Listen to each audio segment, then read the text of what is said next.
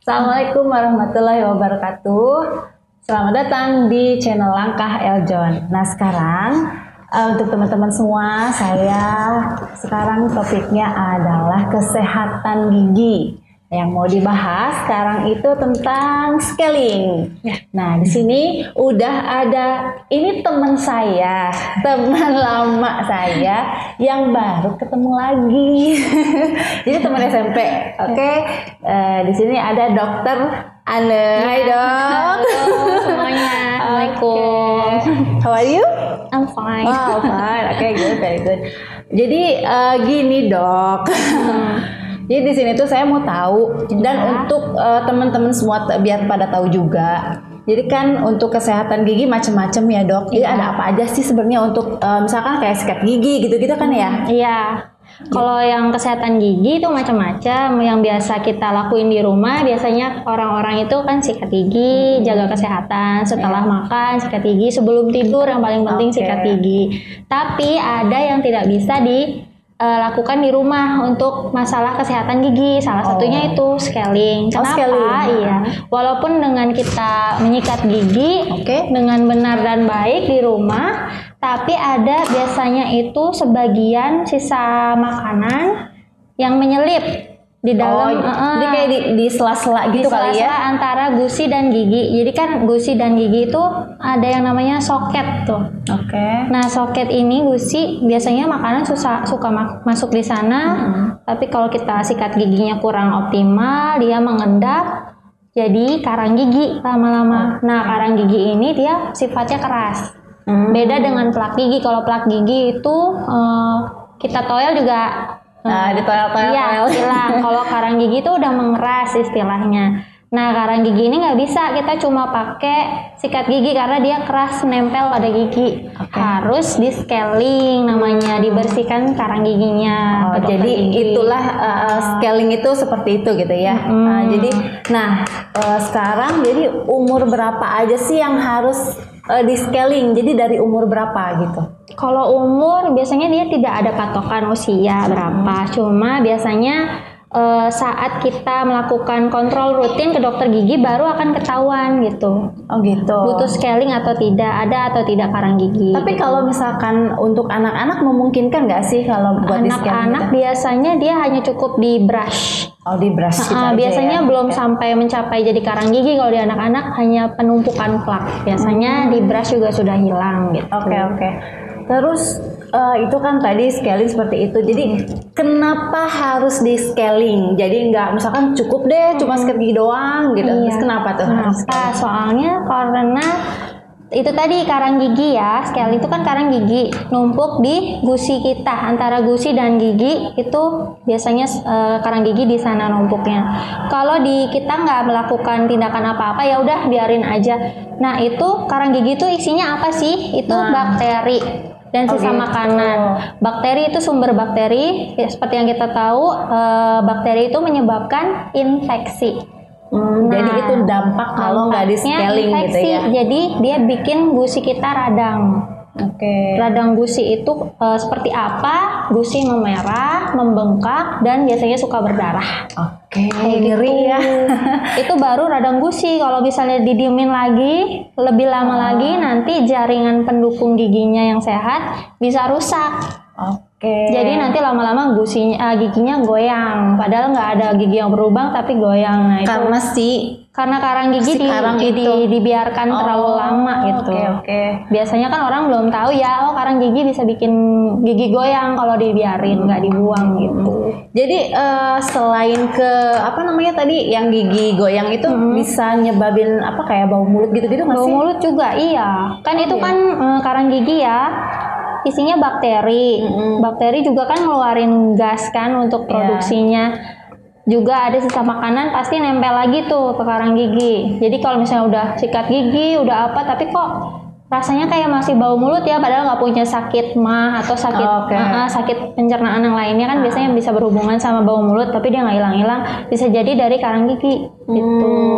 Tuh ya teman-teman semuanya. Jadi ingat harus ini kali ya, harus rutin kayak gitu ya. Kontrol aja rutin sih. kontrol gitu. Kontrol kan ketahuan tuh sama dokter. Oh ini ada nih karang gigi, bisa langsung dibuang. Jadi jangan gitu. takut gitu ya dok ya. Takut aja. Jangan takut intinya. Iya. Nah terus dok, kalau ini nih hal yang terjadi saat scaling tuh kayak gimana biasanya? Biasanya kalau lagi di scaling pasiennya itu bisa ngerasa ngilu. Soalnya kan kita pakai alat kan ultrasonik. Jadi dia itu bergetar, kita gerakan ke gigi. Nah, ngilu pada pasien itu beragam-ragam ya. Tergantung individu biasanya berbeda. Ada yang kita ngerasa di sentil dikit udah sakit, ada yang udah sampai di nggak kerasa apa-apa ya. Jadi itu tergantung pasien. Kayak tergantung daya tahan ininya kali ya. Iya, ambang rasa nyerinya pasien.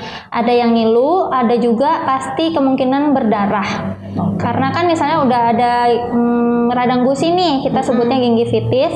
Radang gusi itu kalau misalnya kita sambil membuang karang gigi kan pasti kena tuh ke gusi sedikit, kena bisa berdarah. Nah kayak gitu, karena kan gusinya sudah radang, biasanya pembuluh darahnya lebih lebar di sana dan lebih sensitif. Jadi kalau ketowel biasanya suka berdarah gitu. Oh gitu. Tapi dari berdarah itu nggak apa-apa kan? Maksudnya nggak jadi timbul sariawan atau apa-apa. Enggak, itu memang kayak apa sih, kayak ilmiah gitu ya? Atau karena dia sensitif, karena sudah radang gusi gitu. Jadi pembuluh darahnya melebar, numpuk di sana. Jadi kalau misalnya saat proses pembuangan karang gigi bisa menyebabkan salah satunya ada perdarahan sedikit gitu.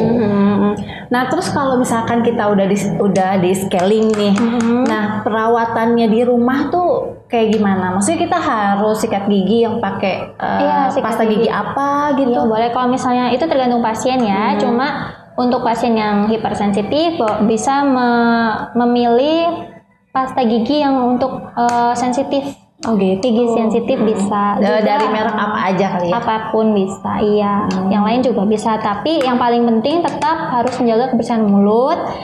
Sikat gigi 2 kali sehari minimal, setelah makan dan sebelum tidur. Yang paling penting itu. Berapa kali? 2 kali 1 kali ya? Minimal 2 kali sehari. Boleh nggak sih misalkan lebih dari boleh 2 gitu? Boleh. Setelah makan sih disarankan menyikat gigi. Tapi kalau misalnya kita lagi keluar makan di luar, masa bawa sikat gigi ya, paling bantar kumur-kumur. Berarti kalau misalkan habis makan ya minimal kumur-kumur lah gitu. Tapi jangan habis selesai makan, langsung 1 detik kemudian langsung sikat gigi, enggak juga gitu. Oke. Nah terus mau nanya nih, ini ibu dokter, kita santai aja ya. Jadi kalau misalkan hal yang pengalaman apa yang paling berkesan nih? Waktu pas praktek misalkan ada pasien yang histeris atau apa gitu pada saat scaling. Waktu scaling yang paling berkesan itu dulu waktu saya masih pendidikan ya, masih koas, masih dokter gigi. Ngomong-ngomong ininya di mana sih? Apa namanya? Kuliahnya saya di Bandung. Di Bandung. Di Maranatha. Kayak catet dokter di Maranatha. Pasti bagus ya lulusan sana. Amin. Waktu koas pernah ada pasien ya scaling, dia itu karang giginya, dia nggak tahu kalau itu karang gigi, dikirain giginya dia, saking banyaknya karangnya. Karena kan warna putih ya. Kan kita lihat ini kan gigi, ya udah gigi ya. Ini tuh jadi karang giginya nutupin giginya semuanya. Itu menakjubkan sekali. Dia nggak tahu kalau itu karang gigi. Taunya itu bagian dari giginya gitu. Berarti itu prosesnya lama ya? Lama banget. 2 hari, nggak selesai sekali pertemuan. Kalau misalkan yang paling cepat tuh biasanya berapa menit atau? Kalau cepat ya cepet aja gitu. Cepet ya. Nggak ada 5 menit. Yang dikit kali ya? Yang sedikit karang giginya. Ya itu biasanya yang kontrolnya rutin. Jadi cuma dikit ya udah keburu dibuang gitu, nggak jadi gitu. Oke. Nah gitu teman-teman, itu sekilas tentang scaling. Jadi ya mungkin tadi harus rajin kontrol kali ya dok ya. Jadi jangan takut ke dokter gigi. Jangan nunggu pas sakit aja ke dokter gigi. Justru gunanya kontrol rutin ke dokter gigi itu kita untuk mencegah giginya supaya sakit di kemudian hari gitu. Supaya nggak sakit kali ya. Kan apalagi kalau dokternya cantik kayak gitu. Terus pesannya untuk ya mungkin teman-teman di luar sana yang apa Masih namanya takut ya. gitu, pesan-pesannya gimana tuh dokter? Ya, kalau untuk itu demi kesehatan gigi ya, jangan cuma kesehatan fisik aja yang diperhatiin, tapi gigi juga, rongga mulut terutama ya. Jadi jangan takut untuk ke dokter gigi, minimal untuk kontrol rutin aja, minimal 6 bulan sekali. Jadi saat kita kontrol itu dilihat ada tidak gigi yang bermasalah, berlubang atau ada karang gigi. Jadi kalau misalnya ada yang berlubang tapi kita belum sakit nih, nggak mau, nggak sakit kan ngapain gitu ya, kita dilakukan perawatan itu supaya mencegah dia sakit gitu. Jadi sebelum kita kerasa duluan udah dikontrol gitu ya. Apalagi kalau misalnya ada gigi yang berlubang sudah besar, biaya perawatannya kalau misalnya baru penambalan karena yang kariesnya kecil lebih murah dong dibandingkan dengan perawatan yang harus sampai mengganti mahkota gigi semuanya, iya kan? Nah itu pasti mahal banget sih ya kan. Orang-orang tuh mikirnya aku takut ke dokter gigi, takutnya berdarah atau apa ya gitu. Resiko, iya. Memang aku tuh suka ini ya dok, jadi katanya kalau ke dokter gigi pasti mahal gitu ya. Itu tadi karena karena itu tadi telat ke dokternya gitu.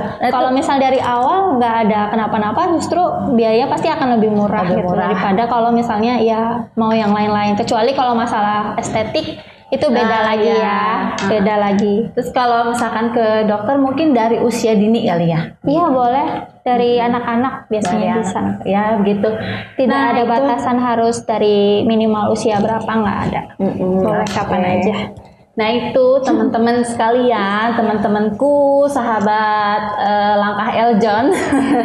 Jadi itu tips dan mungkin pengetahuan untuk kalian semua tentang apa itu scaling gigi. Nah terus kayak tadi jangan takutlah untuk datang ke dokter gitu ya dok. Nah ini tuh dokter gigi yang aku tahu banget. Jadi teman aku ini tuh pelukis ya. Jadi pelukis, namanya pelukis disatuin ke ini dokter gigi. Jadi pasti rapi deh pekerjaannya gitu. Baiklah untuk teman-teman semua, terima kasih yang udah nonton kita. Semoga bermanfaat. Semoga apa yang kita sharing kali ini itu dapat bermanfaat, juga dapat mengedukasi kalian semua tentang kesehatan gigi bersama ahlinya tentunya. Ya, terima kasih dok, dokter Anne sudah meluangkan waktu ke sini. Iya, terima kasih sekali lagi, terima kasih semuanya. Wassalamualaikum warahmatullahi wabarakatuh.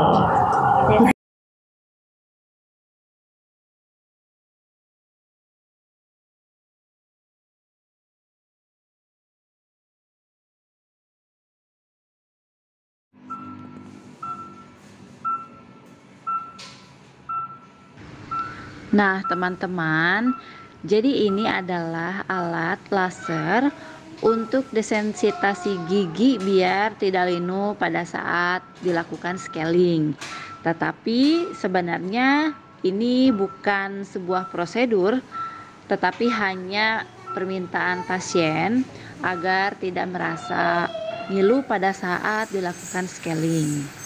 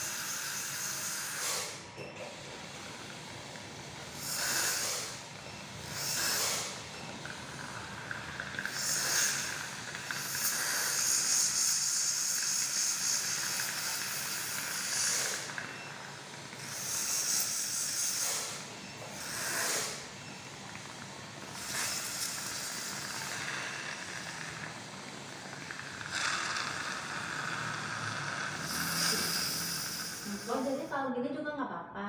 Ini nggak apa-apa ini. Oh gini nggak apa-apa? Nggak apa-apa. Vertikal ya, jangan gini ya. Ini nggak apa-apa. Tapi harus ingat dari gusi ke gigi. Kalau bulat juga kan. Selesai podcast, saya dan Dokter Ane sedikit berbincang tentang menyikat gigi dengan baik dan benar.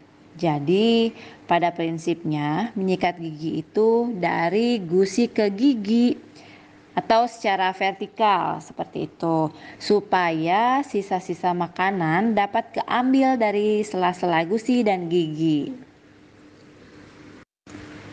Nah, Sobat Langkah Eljon, dimanapun kalian berada, terima kasih sudah menonton video ini. Tetap jaga kesehatan ya. Nah, kalau misalkan kalian ada saran, kritik, atau ada pertanyaan, silahkan ketik di kolom komentar. Oke, jangan lupa subscribe, like, dan tonton terus ya. Terima kasih. Wassalamualaikum warahmatullahi wabarakatuh.